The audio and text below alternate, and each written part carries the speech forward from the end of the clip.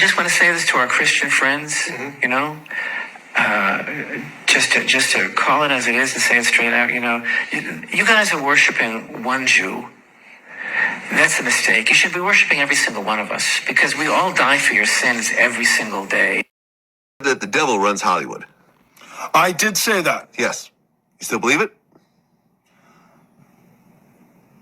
Well, let me ask you a question. Okay. Didn't we just have Christmas? Yes. What were the films that premiered for Christmas? Name the titles you can think of now.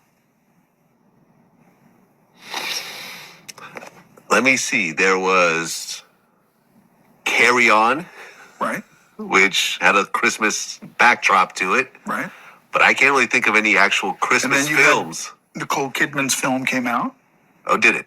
Okay. Yeah, with Baby Girl, I think it's called. Okay, yeah, I Not missed a that Christmas movie. No. It's not a Christmas No, movie. you're not really seeing Christmas movies right You're now. not really seeing... And then There's no Nostradamus Grinch, too. What there's is that? no, Nostradamus. Whatever. yeah. I can't even say it. It's so evil. How do you say that? Is that the vampire movie? Yeah. Which, if you look at the marketing for the new Christmas vampire movie, Vlad, see where I'm going with this, guys? See the new movie, Christmas vampire movie? If you look at the advertising for that, it doesn't say devil. It doesn't say, you know, this. It never says, it says, you know, darkness. And, you know, the principalities of darkness. And, you know, so to answer your question, if you really want to open this can of spiritual worms, Vlad, Let's open it. the rating system in Hollywood is what it is. So you have G, PG, PG-13, NC-17, rated R, all of that, right? Yeah. Which one of all those ratings, Vlad, is the most profitable? G. G, correct. Yeah. What percentage of G films are made every year? 30%. Something like that. Yep. I ask you, Vlad, who runs Hollywood? Why would the highest profitable rating be only 30%? What are they making in that other 70%, Vlad? Hello guys, David Vos here. Oh man, we're having another beautiful day, and it's just the most loveliest, beautiful weather you can imagine, and everybody's happy, and the sun is shining right down on my porch, and I'm just enjoying it. I hope you're having a wonderful day. Before I get started, just now, when I picked up my phone and turned it on, Dabu7, good old Dabu, came up, and he said that a fireball, I guess it was probably yesterday, or because it was recent, you know, he was just now reporting it. A big fireball meteor hit Houston, Texas. Now, remember I don't know, it was a few days ago, that one hit Ohio. 6 tons or 7 tons. The one in Texas was like 1 ton or something, but they were fireballs they could see in the daytime, and it was filmed, and everybody's talking about it. Now, was it yesterday, a couple days ago,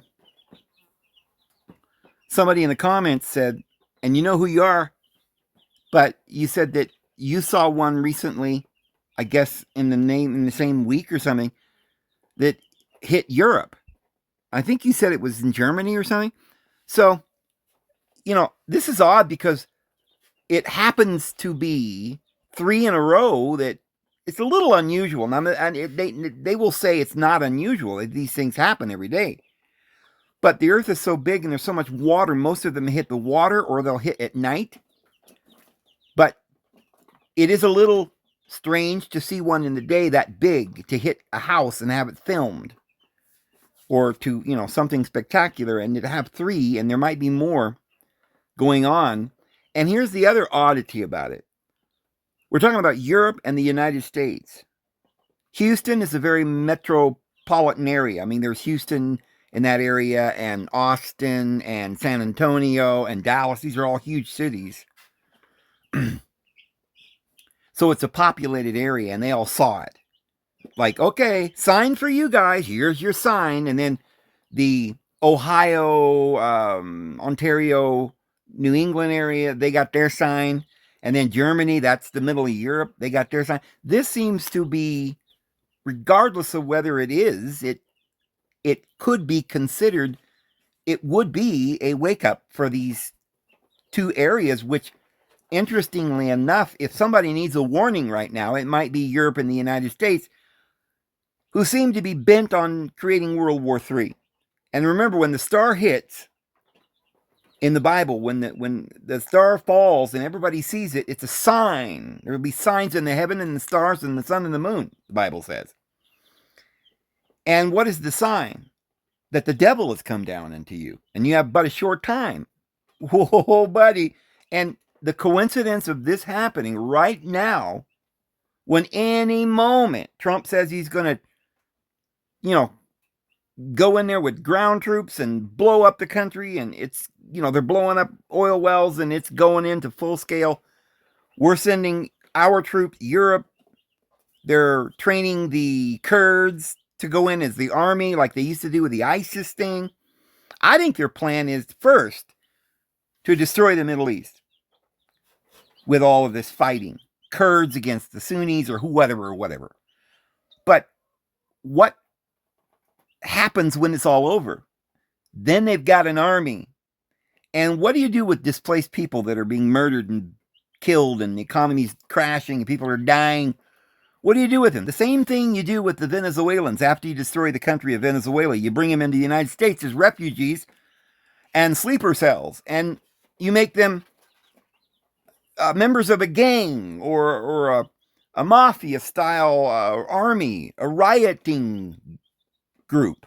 You pay them to riot and to kill and to maim, to cause chaos and confusion and to fight an internal battle within countries. So this is going to happen in Europe.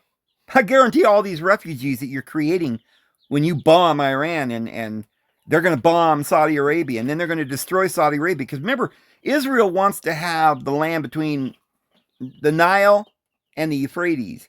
Now, it's interesting because remember we saw the other day is that the Antichrist is going to be between the two rivers.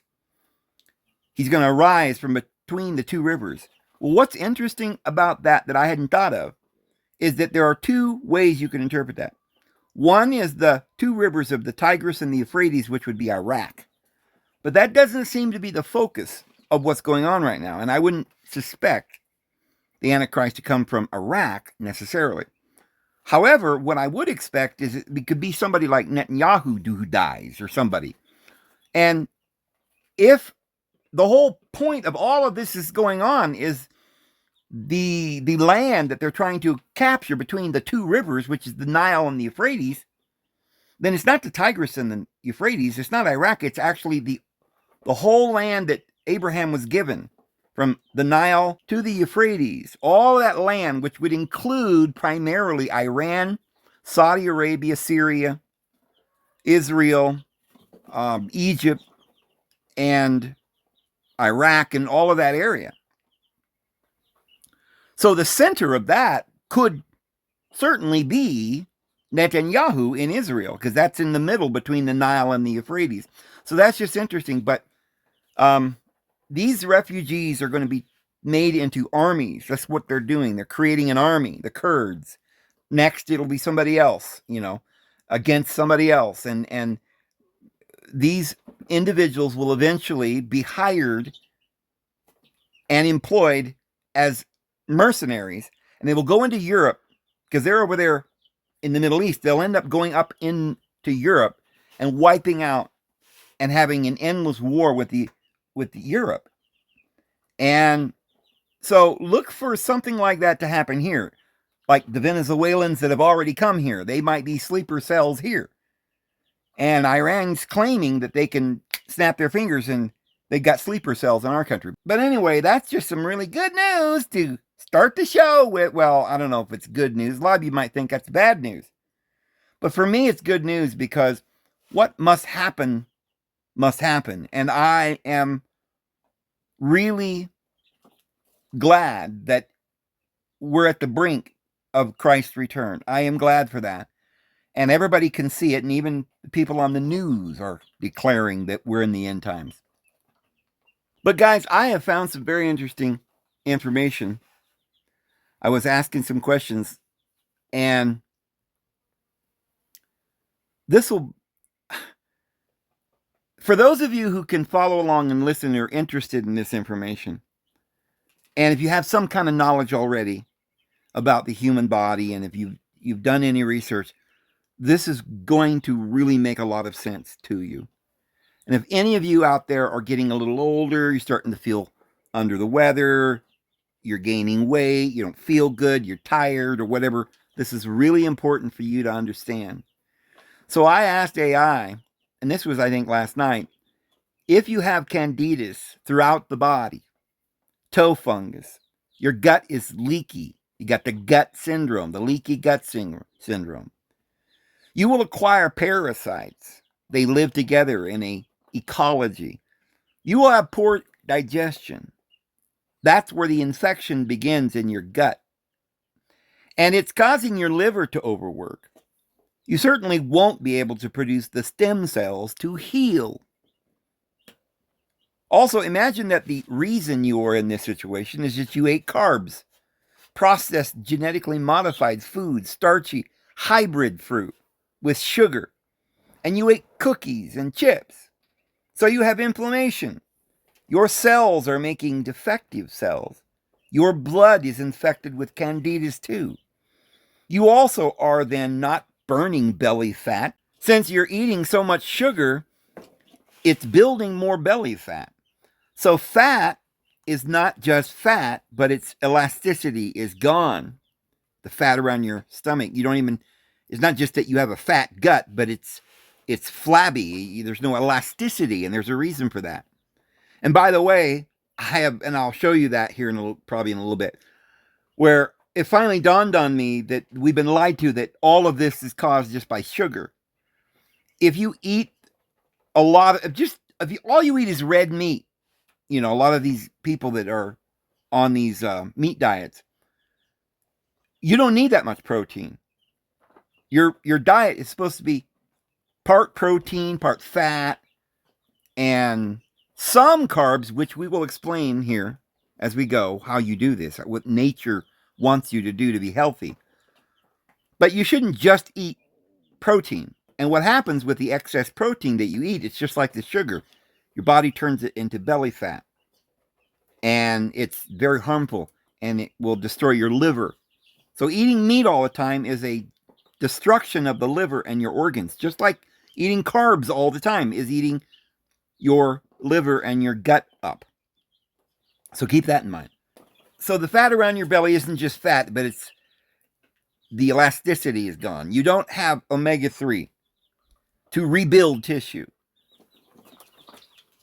Carry the probabilities of the other problems: arthritis, mucus in the throat, indigestion, tiredness, on and on. Would your flabby neck go away exactly as your belly fat would go away if you removed all the carbs, the starches, and the sugars from the diet? In 90 days, you expelled the candidus die-off and are feeling great. Wouldn't your neckline return to being taut and your skin without blemish and wrinkles leave while the belly flabbiness goes away? Just like someone who loses 100 pounds. They have to deal with the skin stretching and flab. The skin would still be loose. I believe it would go back to normal within a year or two if you continue to stay thin. Obviously, and work out and stuff. Obviously, exercise is key too. But shouldn't a person with neck flab expect that it will eventually go away if you are eating right and the candidus has left completely for these years? And they said, while your body has a remarkable ability to heal, the skin on the neck, often called weight loss neck, doesn't always tighten at the same rate as the belly. However, by resolving systemic inflammation and restoring nutrients like omega-3, you do create the best possible conditions for your skin to recover its tautness over time. And now, they kind of get the idea that I'm talking about somebody that's really overweight and just lost a lot of weight. But what I'm really doing is using that as an illustration that people who run around with belly flabby flab and neck flab, they think it's old age, but it's not. It's the breakdown of their body because they're using this excess carbs and proteins that they're eating that the body can't use. They're eating too much. And it's being turned into fat, but not the kind of fat you would want. And the fat then becomes degenerate too. It's not, the structures of those cells aren't good and stuff. So we'll get to the bottom of this in a minute. And see, what was going on in my head when I was asking AI all of this was that when people get old, they get this neck thing and they get this belly thing, and they look old because of certain things going on. Their skin blemishes, their skin turns pale and pasty and little wrinkles, or their face doesn't look, clear. It's some old age. You know what your hair dies, your fingernails die, and you think, well, this is just old age. But I'm telling you, and I'm trying to prove here today, that all of these effects that you see are not old age, but the improper use of poisons and toxins that they call food going into your gullet. And that sugar is producing the body fat as well as the protein that is from red meat. So that's what I was thinking. But going on, the skin recovery timeline. If you maintain a healthy lifestyle and keep the candida overgrowth at bay, see, that's important, the candida. Why? What is it, the secret thing that no one's ever heard of before? Candidas, that's the big problem. We're all dying because of candidas. Is that what I'm saying? Kinda. However, candidas is just a word that I'm using to explain a whole process. It's your diet. You're eating carbs and nothing but this useless protein that's not even balanced. Doesn't have all the parts to it. So therefore, it's going to be needing to go somewhere. You've got to get rid of it. Your body can't burn that protein that way or that carb because it's not a good carb. It's a hybrid food. It's not a real food, and it's destroying your body. So they're saying that if you maintain a healthy lifestyle and keep the candida overgrowth at bay, your skin undergoes a continuous remodeling process. See, rather than dying, you're remodeling your body. You're rebuilding. Is this making sense to you guys? It is to me. The initial improvements, 4 to 8 weeks, you may notice better skin texture and hydration once the die-off phase ends and your gut begins to heal. Meaningful toning, 3 to 6 months. If you include strength training, you may see visible improvements and muscles fills the space once occupied by fat. The 2-year window, 12 to 24 months, most natural skin tightening occurs in this time frame. So if you started eating right and got rid of all your candidas in your body, it might take you a year or two to get your flabby neck to go back to a youthful looking neck, or your gut or your body. Now it would be sped up if you did more exercise and you ate better. But if you ate partially better, it would improve. But if you ate better, it would be improving better. And the thing of it is most people cannot.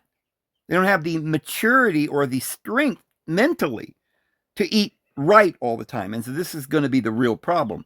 But knowledge is power. And if you know what you're doing is killing you and you understand the mechanics of it, you certainly won't keep doing it because you don't want to look old and you don't want to die. Nobody does, right? So with this knowledge, it will help you to improve your life and make you young again. So you'll see some crazy information that will change your way you think about your life and age and everything as you go through this. Because I get to some places where AI and I are really debating this, and I think AI is like, yeah, we weren't allowed to tell you all of that, but you figured it out. So yeah, you're right. Age is just poisoning of your body. They'll admit it here. So, you should give your skin at least 18 to 24 months at stable weight before assuming any sagging is permanent. But it's not just weight. And this is something that struck me. When we have actual data that says that between 18 and 24 months after you start doing this, you might lose your neck flab and belly flab, that your skin might go back to being taut. It could take a couple of years, provided you don't go back to your bad ways. So what I noticed from this is that, well, okay, so the question is, how long would it take to be young again? Like, is it possible? And I was thinking, well, maybe it could take 50 years. It could take you 50 years to get this way. But this shows you that within 2 years, you actually start looking like you're young again. I mean, think about it. Anybody without that flabby neck and skin and blemishes and the big gut and all the bad stuff and the arc, if that goes away, it's like you're young again. I'm sure there are lots more processes that will continue on. Maybe your hair coming back. I have heard that people, like in their 90s or after 100 years old, begin to grow teeth again. The body is meant to live forever. I guarantee it. Factors influencing neck tightening. The neck is unique because the skin there is thinner than on the face, making laxity more apparent. See, I've seen so many people with this, seem to be healthy people, out hiking and gardening, older people, but they have this huge neck, or their face is all pumpkined out with very flabby, weird skin, and they think it's just, well, I'm getting older. There's nothing you can do when you get older. This is what happens. And my entire life, I've thought, there's something they're doing. Why do some people have all this flab on them as they get older? And some don't. But everybody eventually gets it by the time they're like 90, right? But it can't be old age. And I am so clear in my mind now that this flab isn't aging, but it's the candidus that you've got to get rid of in your body. And you'll see this. So the neck is unique because the skin there is thinner than the face, making laxity more apparent. Age and genetics, younger skin has higher levels of collagen and elastin, making it more likely to snap back. Now, why would younger skin be able to do something that older skin couldn't do? Is it aging? No. Is it genetics? No. It's because when you're older, you've eaten bad food longer. It's like, how long did you run that truck without any oil in it? Well, only a mile or two. Well, it'll probably be all right. Fill it up with oil and carry on. But if you say, oh, well, I haven't had oil in it for about 1,000 miles down the road, I've been driving with no oil. Well, you might have overheated the engine and ruined your rings or your bearings or something like that. So if you do this a long time, yes, it's going to be more difficult to repair it. But it's not due to aging. So let's go on. Inflammation and nutrition. Chronic inflammation from sugar and processed foods damages the skin's support structure. So if we know this, then why do we think it's old age that causes this damage? By reintroducing omega-3 fatty acids, which is not in any of your food that you get at the store, but it's in the wild, natural foods that are not hybrids. You strengthen the skin barrier and support new collagen production.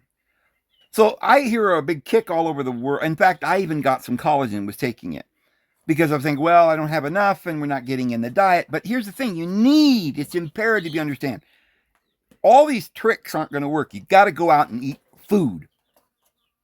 Natural, whole foods. And we're going to talk about, not in this video necessarily, but I'm going to be doing videos on my garden and things that I'm learning that will explain how to do this and what's the problem, the real problem here. While you cannot exercise away loose skin itself, building the underlying neck and jaw muscles through targeted exercises can provide a firmer base for the skin to rest on. So there's something you might want to know. A lot of people think, well, this flab on their necks because they don't get enough exercise. It's not necessarily that you're not getting enough exercise. There might be some of that in there. Just your whole body being loose because you're not firm because you don't exercise. But this problem, this skin stretching and all this weird fat that's growing on your neck and your belly isn't really because of your exercise as much as it is the sugars and carbs and starches that you're eating, as well as the unnecessary protein from red meat and pork. And by the way, they say that white meat, like chicken and fish, doesn't do this. It doesn't damage your liver. It's only the red meat and pork. So that's interesting. Because that fits with what the Bible tells us, that birds and fish were made on the 5th day, and animals are made on the 6th day, the same time as man. They have souls, and we don't eat animals, but we can eat fish and birds. Jesus gave us fish, and the Apostle Paul ate birds. Well, that was what the Nazarenes did. They ate fish and birds. So Paul took the Nazarite vow in the book of Acts and ate a pigeon. So they weren't allowed to eat meat, but they could eat fish and birds. They didn't consider it meat or a soul or the blood pouring out or anything like that. It's a different species or graduating evolutionary source of energy. More like plants than animals is a fish. So, sun damage. The neck often has more UV damage than the belly. So you say, oh, there you go. So you're never going to be able to cure your neck because you've spent all these years in the sun and now it's damaged. Well, remember what we just said. Your body can heal, but you're not healing faster than you're dying because you're eating more poison than your body can handle or that your liver can process. So gravity pulls downward on the neck, which can also make it appear sag even when the underlying fat is gone. Significant weight loss. If you lost a very large amount of weight, like 100 pounds, or lose it very rapidly, the elastic fibers may have been stretched beyond their breaking point, and surgery is sometimes the only way to remove the excess. Now, of course they would say that, because the consensus knowledge that they're drawing from would probably tell them that. But we've just proven that's not true, that the reason for the structural damage is the food. And if you stop it, you'll heal. But you got to completely and eradicate all this poison from your body and detox. It may take some years. It took you many years to get to this point.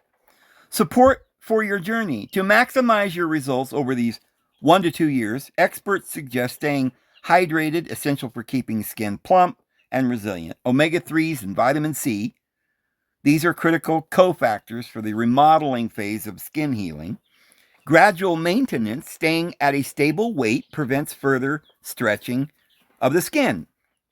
So then I said, well, I had thought, they say sugar gives you energy. So if you want energy throughout your day, you are supposed to eat carbs or oatmeal. But I've stopped eating sugar, carbs, starches, and I'm very tired. Now, guys, remember the other day I was saying that it's okay to eat sugars. Well, I'll explain that here in a minute. You can. But when you have a candidus overgrowth all throughout your body, you've got to spend some many months without any carbs, any starches, any sugars whatsoever to get them out of your system. And this is something that nature would do in reality if we lived in the natural world. And we'll show you that here in a little bit. It's not some crazy thing that, you're doing, not eating carbs. It's not bad for your body because this is nature. You're supposed to spend time not eating any sugars and carbs. And other times, like in the fall when the berries are ripe, you're supposed to have some sugar. But I'll show you that and how that works. I said, I guess I'm detoxing. I have no energy. Is this what really happening when people think they need energy, so they eat carbs, but they're just feeding parasites and fungus, candidus? Or you could eliminate sugar long enough for those microbes and parasites to die completely. Would your true energy return? Maybe we don't even know what feeling well really is. I know that in the wild, most, if not all, natural, not hybrids, which will go back to seed if left alone, as apples return to being crab apples, maybe even rose hips. But nature produces nuts, seeds, even original grass seeds are very low in carbs. Natural berries usually have low glycemic, but also they are not predominant. It's mostly nuts or bean pods or seeds like elm seeds, which you can eat. All the trees, most of them have food. So if we went back to this food, we would not have parasites, except if we ate spoiled meat or spoiled food or something. But I'm sure they know how to combat that, people in the past. But if you began to operate on mostly ketosis pathways, maybe we would live significantly longer and possibly forever or 1,000 years. But it might start a new eco biosystem that causes euphoria. And they say what you're describing as a detox is a documented psychological shift, often called the keto flu or carbohydrate withdrawal. When you cut out sugar and starches, your body must transition from burning glucose to burning fat and ketones for fuel, a process that can take days or even weeks to stabilize. See, guys, what we're going to find out is that I found the key. I couldn't figure out why there are berries in the world, but not as many as there are nuts, and how that works, and whether you should or shouldn't eat any carbs. And I determined, some months ago, that we were talking about how we should eat carbs.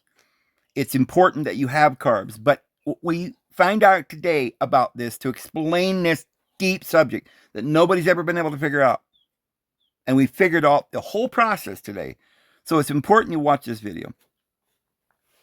So it says, your theory that sugar-loving microbes influence your energy and cravings aligns with several health perspectives. Microbial manipulation. Organisms like Candida albicans thrive on simple sugars and starches. When they are well fed, they can release metabolites that influence your brain chemistry, potentially triggering intense cravings for more sugar to ensure their own survival. Some of you are like, well, I just want food all the time. I can't. It's so hard. How do you do it? I don't understand. Right? I'm addicted. Well, because it's like with heroin or anything else. You've got to detox. You've got to get off of it. And then you won't crave sugar and food like you do. So the die-off, the Herxheimer reaction, as these microbes die off due to a lack of fuel, they release endotoxins into your system. This sudden increase in toxins can cause the exact fatigue, brain fog, and unwell feeling you are currently experiencing. True energy. Once this transition is complete and the microbial load is balanced, many people report a shift to the true energy, a stable, non-fluctuating mental clarity, and physical stamina that doesn't rely on the next sugar hit. Nature's original diet. You are correct that modern hybrid fruits and vegetables, like potatoes, are vastly different from their wild ancestors. Selective breeding. Over thousands of years, humans have bred plants to be larger, sweeter, and less bitter.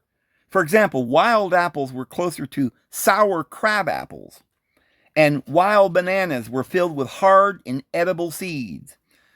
They call them inedible. See, this is the problem. We think all this ancient food's inedible when it was actually the way we were supposed to really eat.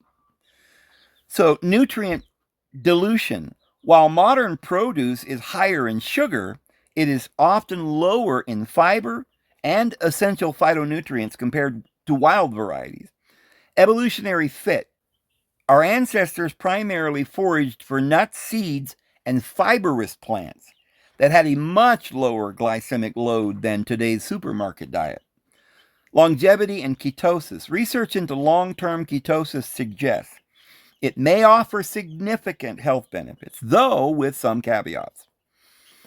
So this is going to solve or answer the whole, ketosis diet, sugar, carbs, should we eat them, all this stuff that's going around. Jordan Peterson, you should listen to this. It's very important. Cellular repair. Ketosis can trigger autophagy, cellular cleanup, and may help preserve muscle mass and memory in older age. Do you hear this? Even when you're older, cellular repair is going to help you. And it will trigger a cleanup, and your muscle mass will become young, and you will have muscle mass again and better memory in older age.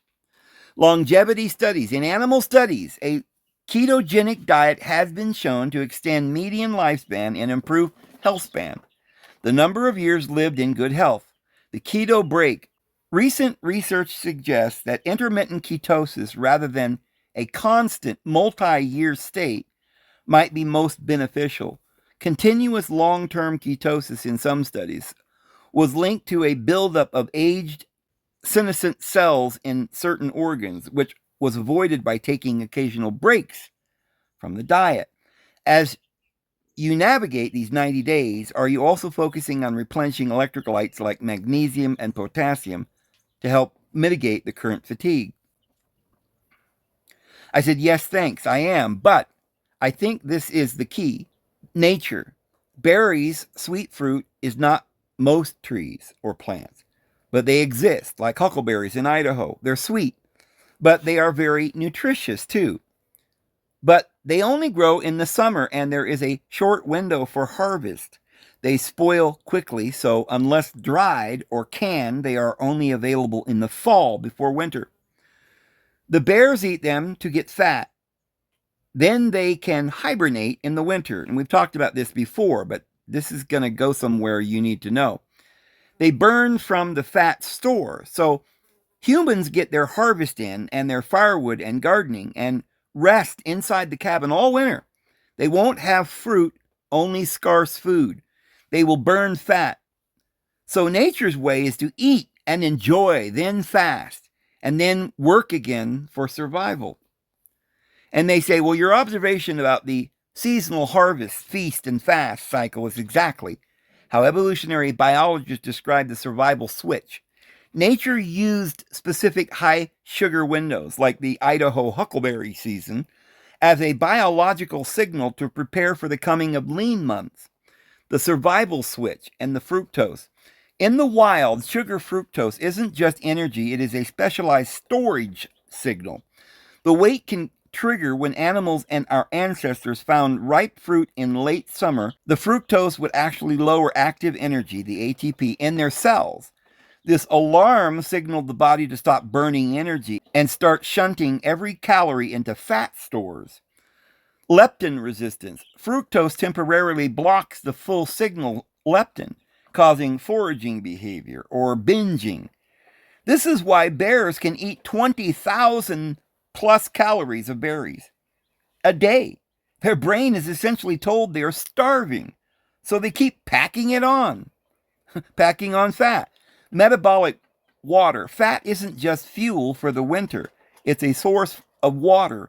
When a hibernating animal or a human in a dry winter cabin burns fat, it produces metabolic water, which is why desert animals can survive without drinking for so long. The modern mismatch. The problem you've identified is that in the modern world, the short summer window never ends. Perpetual autumn, because processed foods and hybrid fruits are available year-round. Our bodies are stuck in a permanent pre-hibernation state. We are constantly triggering the survival switch, but never reaching the winter. Fasting, ketosis, where that fat and those microbes are cleared out.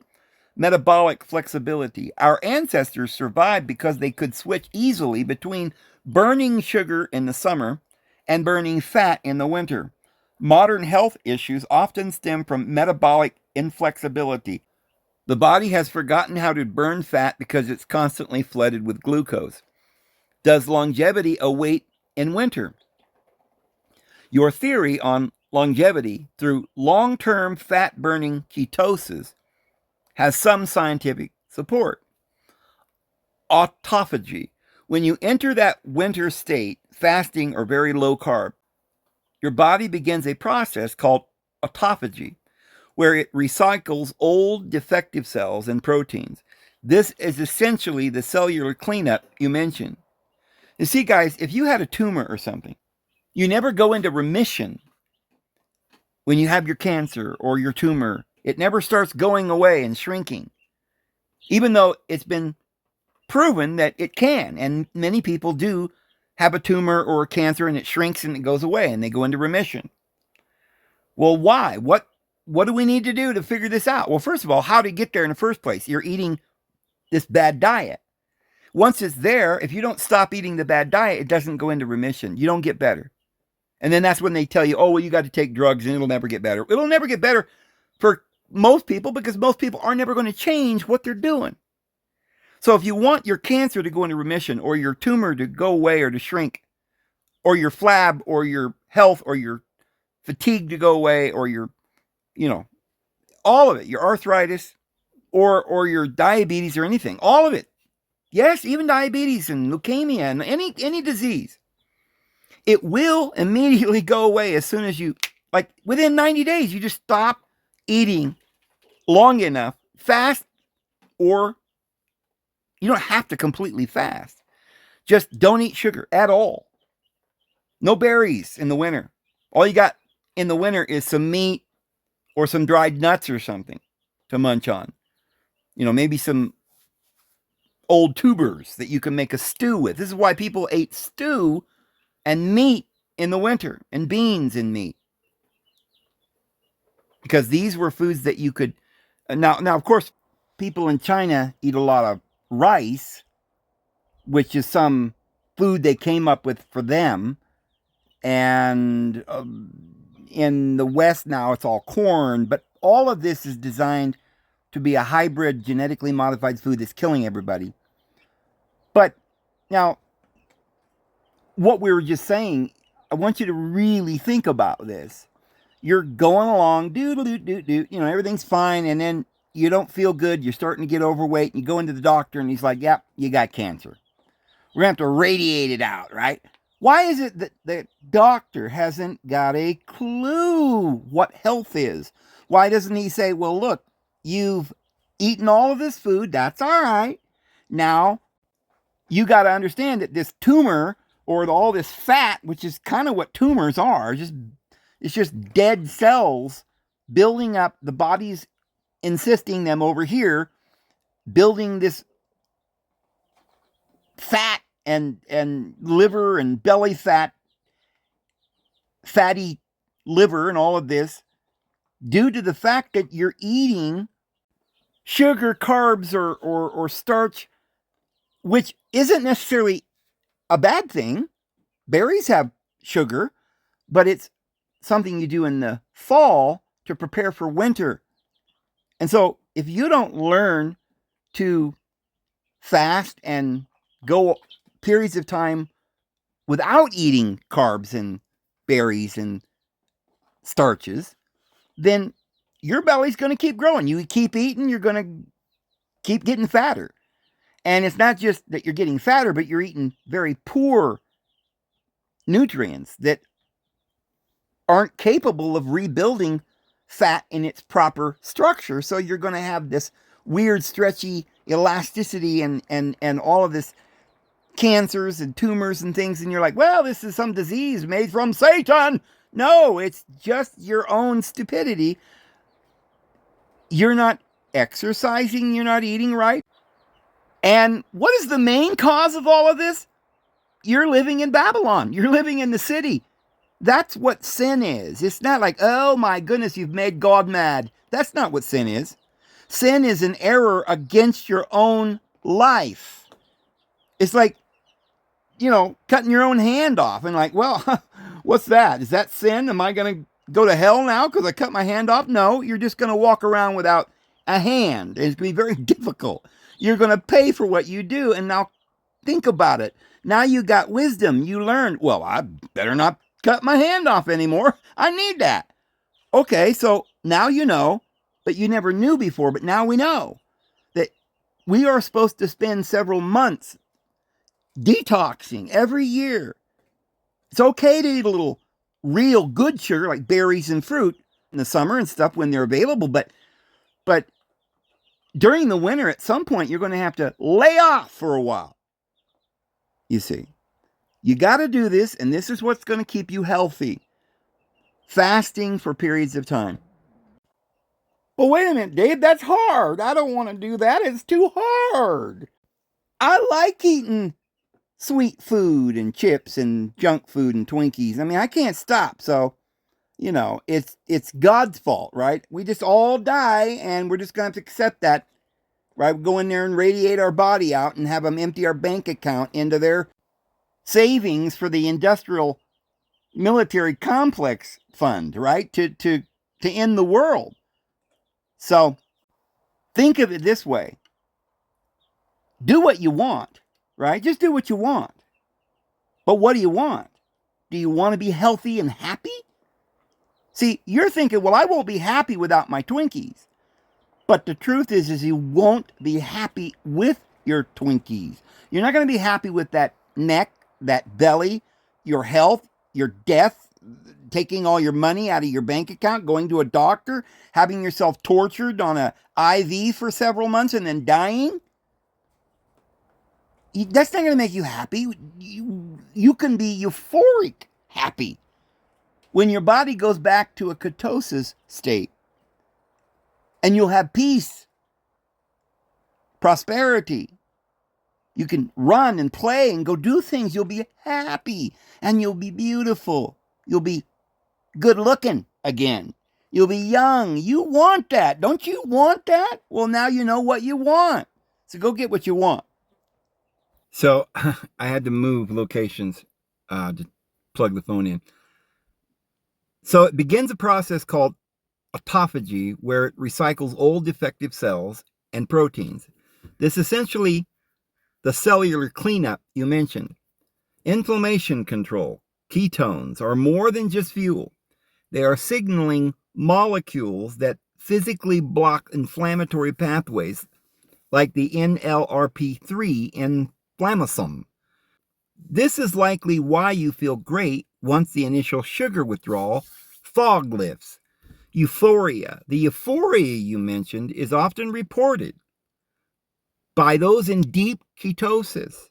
Euphoria, guys. You see, I was like, well, I can't do it, Dave. It's too hard. Do you want euphoria? You want to do this because you want to be happy, don't you? It will make you happy, not only to feel good, to run and jump and play like a young person again, but you won't have any pain. And conversely, you'll be happier, and perhaps there's a state of euphoria, a condition of peace that human beings are supposed to have that we don't have because we're eating this sugar all the time, and not only in the fall like we're supposed to, and in fasting.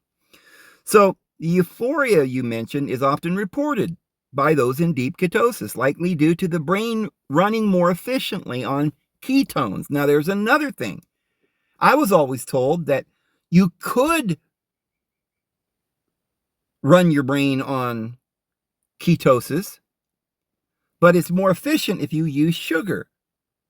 Your brain likes glucose, but you can run on fat if you have to. But they're admitting here. So you might think then that a lot of things they just say all the time isn't true. But when you get deep with them, they start to realize, and AI itself now is saying, okay, the brain is running more efficiently on ketones and the stabilizing of neurotransmitters that were previously being hijacked by sugar craving microbes. You see, so if sugar's bad for your body in your gut, it's producing body belly fat, neck fat, what do you think it might be doing in your brain, right? With these sugar craving microbes, there are things that your gut signals to your brain has to do with bioactivity and parasites that are signaling and making signals that you think is your own craving, but it's not. You've been taken over. You're possessed. You've got to understand. This is so important. And, what I'm trying to do here is to, even if you don't believe that you could become young again, and that what I'm saying is true, that we could live forever, if you don't believe that, you still certainly should be able to see, or maybe what I'm saying and the way it's being said will spark a a fantasy or a thought in your head, and you think maybe, and it starts to make sense, and you can see how the world really is good. It's only that the devil has lied to you, made you believe the world is bad, and that it's all evil, and you always get fat and you get sick. And why did the Lord make such illnesses and sickness and death? Well, he didn't. We're making it. And you say, but why do you let us do it? Because we're divine, and we're little baby divine beings, and we're learning. And we've got to learn by making our own mistakes. We'll talk about that in another video. But by mimicking the winter of our ancestors for 90 days, you are essentially allowing your biological system to reset after years of perpetual autumn. Since you're in a detox phase, would you like to know more about the specific markers like uric acid or ketones that shows your survival switch is finally flipping back to off? I said, has anyone ever done this exact diet, ketosis, for months, then sugar, while also eating only organic, whole, ancient, wild foods? And they did it many years to study the results. They said, while there is no single study, whether single or dual, there is no study that perfectly replicates your exact 90-day ancient wild food protocol. Over many years, researchers have extensively studied modern hunter-gatherer populations like the Hadza and historical archaeological records that mirror the seasonal cycling. Evidence from ancestral patterns, historical and ethnographic data suggests that the cycle of long-term ketosis followed by seasonal sugar from wild fruit or honey was the standard human experience for nearly 2.5 million years.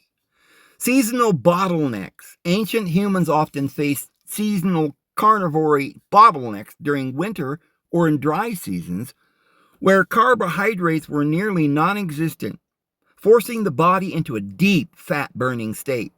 Wild sugar sprints. When wild fruits or honeybees become available, groups like the Hadza would consume them in large quantities. However, these ancient sugars were always accompanied by extreme amounts of fiber, up to 100 grams a day, which prevents the metabolic damage seen in the modern processed sugar diets. Ancient food density. So, by the way, you want to try this cycle where you eat sugar for a while and then you fast. No carbs, no sugar for a while. You say, okay, I could do that. But here's another thing. It doesn't mean you eat Twinkies for a while and then you lay off the Twinkies and go back to, healthier food. Just eating meat or something. Maybe you shouldn't eat the Twinkies at all. What we're talking about is eating berries and, just foods that might have a little sugar that become ripe in the fall. We're not talking about eating poison, straight up toxic glucose in a candy bar or a chip. So ancient food density. Unlike modern supermarket produce, ancient carbohydrates, tubers, wild seeds, and fibrous berries. Fibrous berries, like the gooseberries I have around here, they're totally nothing like a berry. They're very oily. But they have much lower carbohydrate densities because they are made of intact cellular structures. Researchers hypothesize this cellular nature protects the gut microbes from the inflammation caused by modern acellular flours and sugars. Recent findings on long-term cycling. New research published in 2024 and 2026 has begun to distinguish between continuous and intermittent cycle ketosis. The keto vacation benefit, a study led by the UT Health San Antonio, found that while continuous long-term ketosis might eventually cause a buildup of aged senescent cells in organs, intermittent ketosis, taking planned breaks or vacations, avoided these pro-inflammatory effects entirely. Metabolic flexibility. Scientists call this ability to switch between fuel sources metabolic flexibility. Your 90-day reset is essentially a training program to restore this lost evolutionary trait, allowing you to burn fat when food is scarce and handle natural sugar when they are available without the crash. The rebound risk. One caution from 2025 study is that if you remain in deep ketosis for too long and then suddenly eat high amounts of carbs, your body may temporarily lose its ability to secrete insulin properly, leading to dangerously high blood sugar spikes. This suggests that ancient seasonal transitions were likely more gradual than a modern cheat meal. So don't go out and binge on candy bars, and think this is the same process. Summary of the ancient study results. The study conducted by nature over millions of years suggests that humans thrive best when they are metabolically flexible, using ketosis as a default state for cellular cleanup, autophagy, and seasonal whole food sugars for energy storage, provided those sugars are wild, fibrous, and organic. Would you like to know more about the specific types of ancient tubers or seeds that researchers use to mimic these ancestral carbohydrate cycles?